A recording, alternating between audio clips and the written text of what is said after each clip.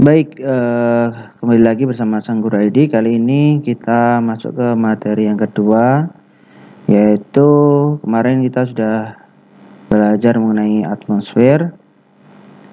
Yang saat ini kita akan bahas yaitu litosfer, ya. Jadi lapisan bumi, ya. Di sini ada gambar, ya, lapisan bumi. Ternyata tersusun dari beberapa bagian. Yang paling dalam ada inti. Kemudian ada mantel dan ada kerak paling luar. Di intinya ada di dalam, inti luar, mantel bumi, kerak bumi. Ya, di mantel juga dibagi menjadi dua, astenosfer dan mesosfer. Di bagian paling luar tempat kita tinggal, yaitu di kerak bumi atau kulit bumi, itu membentang di atas mantel bumi. Jadi yang paling atas ini merupakan massa padat yang terdiri dari silisium dan aluminium berupa batuan asam dan basa. Jadi ini lapisan batuan kita di atas. Ini untuk massa dari total bumi, ya, itu hanya 0,5%. Jadi paling sedikit. Kerak, getas dan tidak rata sehingga mudah terpecah oleh gempa bumi. Jadi bagian atas ini bisa terpecah-pecah akibat gerakan dari gempa bumi. Kemudian di bawahnya ada mantel bumi, ya, merupakan massa cair, ya, yang liat atau kental dan sangat panas, terdiri dari silisium dan magnesium. Berada di bagian atas inti bumi dan menempati 66% dari massa bumi. Massa jenisnya 4,5 gram per cm kubik. Di paling dalam ada inti bumi yang massa jenisnya 10-13 gram per cm kubik, ya, lebih besar dibanding mantel, makanya dia di inti di paling dalam. Strukturnya, inti dalam itu memiliki diameter 1200 km, inti luar berdiameter 2250 km, kandungannya besi dan nikel. Untuk volumenya kurang dari 20% volume bumi. Ya, ini masih perkiraan, ya. Kemudian yang menjadi fokus kita kali ini adalah bagian litosfer, ya. Nah, di gambar ini terlihat, ya, mana sih litosfer? Nah, ini, ya, litosfer. Airnya nggak masuk, ya. Airnya ini masuk hidrosfer yang akan kita bahas di pertemuan selanjutnya. Nah, litosfer bagian sini aja. Nah, ini astenosfer atau mantel bagian atas, ya. Nah, ini astenosfernya di sini. Nah, litosfer itu adalah lapisan bumi yang paling luar atau bisa disebut dengan kulit bumi. Lapisan ini pada umumnya tersusun dari materi-materi yang berwujud padat dan senyawa kimia yang kaya akan SiO2 atau helium tadi. Itulah sebabnya lapisan litosfer sering dinamakan lapisan silikat.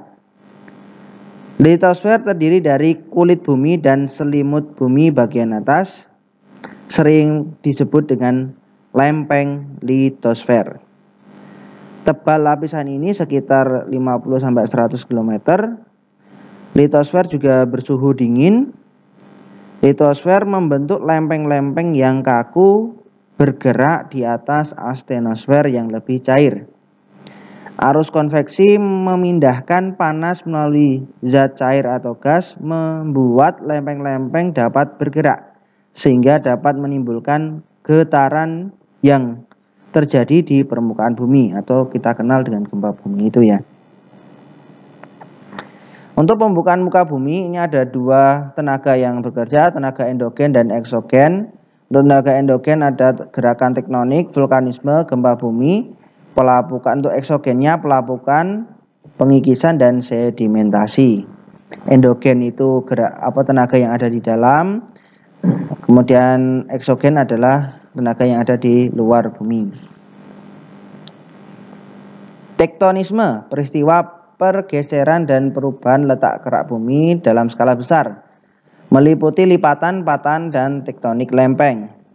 Untuk litosfer yang kita tahu saat ini terdiri dari 6 lempeng utama, yaitu Afrika, Amerika, Pasifik, Eurasia, India, dan Antartika. Kemudian dan beberapa lempeng kecil. Teori-teori yang menjelaskan mengenai pergeseran ini, yang pertama ya, teori pergerakan benua atau continental drift dikemukakan oleh seorang ahli meteorologi asal Jerman bernama Alfred Wegener. Semua benua di bumi menyatu membentuk sebuah daratan yang sangat luas disebut Pangaea ya. Sekitar 200 juta tahun yang lalu benua tersebut terpisah dan bergerak menjauh secara perlahan. Di sini ya. Nah, teorinya awalnya seperti ini. Kemudian bagian-bagian ini terpecah belah ya.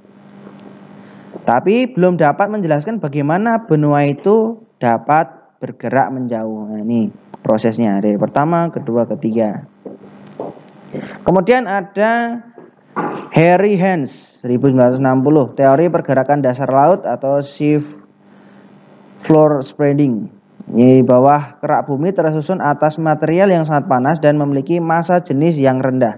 Akibatnya material tersebut naik ke permukaan kerak samudra, kemudian material bergerak ke arah samping bersama dasar kerak samudra, sehingga bagian dasar kerak samudra tersebut menjauh dari punggung kerak samudra dan membentuk sebuah patahan. Teori ini mampu menjelaskan bagaimana proses terbentuknya lembah maupun gunung di bawah laut. Jadi ini seperti gambar di sini ada material yang naik kemudian menggeser ya lapisan atau kerak samudra menjauh sehingga bisa bertambah atau bisa bergeser gitu ya. Dan ini bisa menjelaskan bagaimana kok ada gunung di bawah laut ya. Dari kedua teori ini muncul teori yaitu tektonik lempeng. Teori tektonik lempeng adalah suatu teori yang menerangkan proses dinamika atau pergerakan bumi tentang pembentukan jalur pegunungan, jalur gunung api, jalur gempa bumi, dan cekungan endapan di muka bumi yang diakibatkan oleh pergerakan lempeng. Menurut teori ini, permukaan bumi terpecah menjadi beberapa lempeng besar. Ukuran dan posisi dari tiap-tiap lempeng ini selalu berubah-ubah. Pertemuan antara lempeng-lempeng ini merupakan tempat-tempat yang memiliki kondisi tektonik yang aktif yang menyebabkan yaitu gempa bumi, gunung berapi, dan pembentukan dataran tinggi. Ada 3 pola gerakan antara lempeng, yaitu gerakan divergen, gerakan konvergen, dan gerakan transform.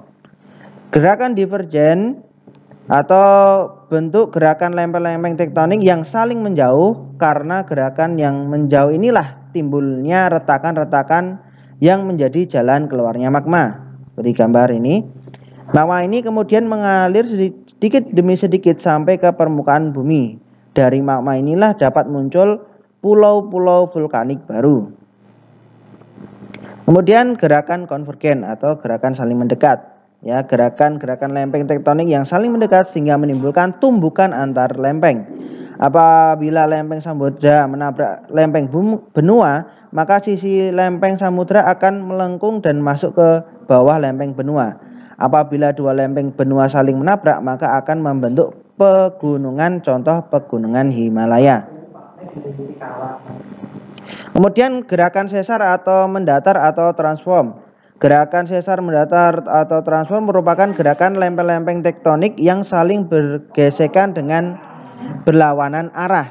Contohnya seperti gesekan lempeng Samudra Pasifik dengan lempeng daratan Amerika Utara yang membentuk sesar atau patahan San Andreas atau San Andreas Fault. Seperti gambar ini ya. Di sini lokasi San Andreasnya. Jadi geser. Daerah lempeng yang pecah disebut fault atau patahan sesar. Ini ada beberapa jenis sesar. Yang pertama ada sesar normal atau normal fault, dan sesar terbalik reference fault, dan sesar geser strike slip fault. Yang pertama jenis-jenis patahan sesar normal merupakan patahan yang memungkinkan satu blok atau fault wall lapisan batuan bergerak dengan arah relatif naik terhadap blok lainnya atau hanging wall. Ya, ini bergerak ke atas, ya, ini satu bawah. Kemudian sesar atau terbalik ya, merupakan patahan dengan arah footwall yang relatif turun dibanding hanging wall ya. Nih. Yang ini turun, ini ke atas ya. Kemudian sesar geser atau strict flip fault merupakan patahan yang arahnya relatif mendatar ke kiri atau ke kanan. Bila gerakan patahan ke kanan disebut sesar geser sinistrial dan bila ke kiri dinamakan sesar dekstral. Kok bisa ada gerakan patahan seperti itu? Yaitu karena adanya arus konveksi panas di dalam mantel bumi ya. Nah, di sini ada perputaran panas ya atau arus konveksi panas bumi yang kalau arahnya ini saling menjauh ya, nanti bisa terjadi gerakan saling menjauh atau gerakan konvergen ya. Mana tadi? Nah, contohnya saling menjauh. Oh, divergen. Saya salah ya, divergen saling menjauh. Kemudian saling mendekat, konvergen dan geser gitu ya. Nah, ini sesuai dengan arah arus konveksinya. Nah, ini yang menyebabkan bagian kerak kok bisa bergeser ya. Kemudian yang terakhir kita bahas adalah gempa bumi. Gempa bumi adalah getaran atau guncangan yang terjadi di permukaan bumi akibat pelepasan energi dari dalam secara tiba-tiba yang menciptakan gelombang seismik. Gempa bumi biasanya disebabkan oleh pergerakan kerak bumi atau lempeng bumi. Ya, mungkin itu yang kita pelajari untuk litosfer. Di pertemuan selanjutnya kita akan mempelajari mengenai hidrosfer. Terima kasih.